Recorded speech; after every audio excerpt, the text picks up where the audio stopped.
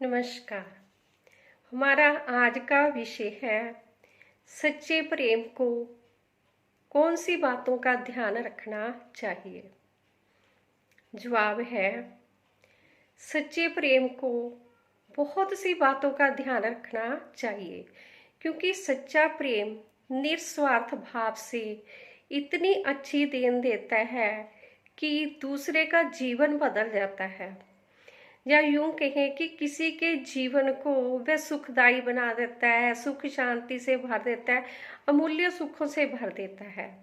इसीलिए घोर स्वार्थों से भरी हुई इस दुनिया में सच्चे प्रेम को हर कदम पर ध्यान रखना चाहिए। सबसे पहले तो उसे अकेले रहना सीख लेना चाहिए, मतलब अपने आप में रहना सीख लेना चाहिए। दूसरों से जब सच्चा प्रेम प्रेम पाने की चाहना रखता है तो उसे सिर्फ निराशा ही हाथ में आती है। हर कोई उसका दुरुपयोग करता है। जिसको भी वह पाने की चाहत रखता है, वही इंसान उसका दुरुपयोग करने लग जाता है, क्योंकि सच्चा प्रेम हर अच्छाइयों से भरा हुआ होता है। वह हर किसी के लिए अच्छा करना जानता है, इसीलिए वह गुलामी करने लग जाता है। और कौन इंसान है जो राजा नहीं बनना पसंद करता। सच्चा प्रेम जिसके साथ होगा, जिसके पास होगा, उसे राजा के जैसी फीलिंग आएगी। इसीलिए सच्चा प्रेम को सिर्फ सच्चे प्रेम को ही राजा की फीलिंग करानी चाहिए, ना कि घोर स्वार्थों से भरे हुए लोगों को राजा होने, उस अपने आप पर राजा होने की फीलिंग देनी चाहिए।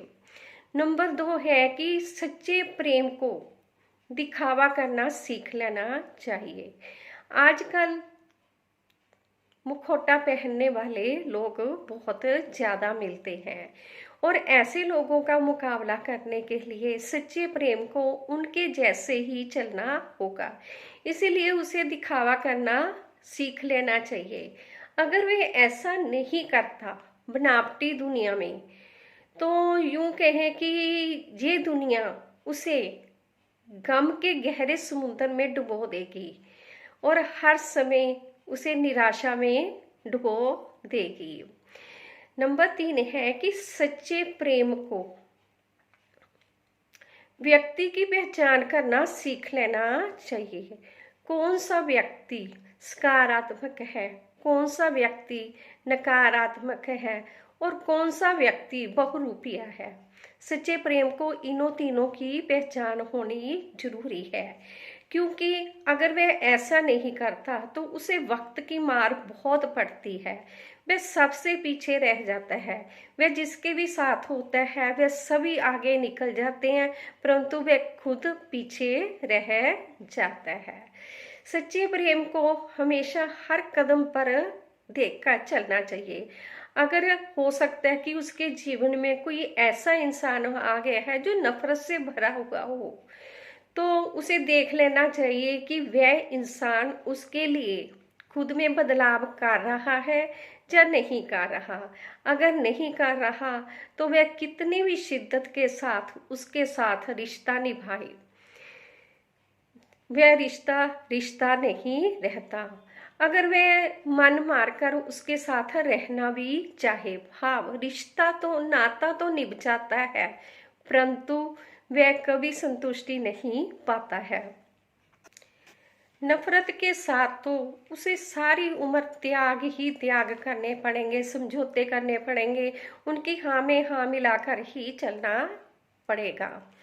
अगला पॉइंट है कि सच्चे प्रेम को अपने हक के लिए लड़ना सीख लेना चाहिए, क्योंकि उसके जीवन में आने वाला हर इंसान उसके हक को मारेगा, क्योंकि सच्चा प्रेम अच्छाई से भरा होता है, प्रेम से भरा होता है। वह किसी को दुख दर्द देना नहीं जानता, न किसी से छीनना नहीं जानता।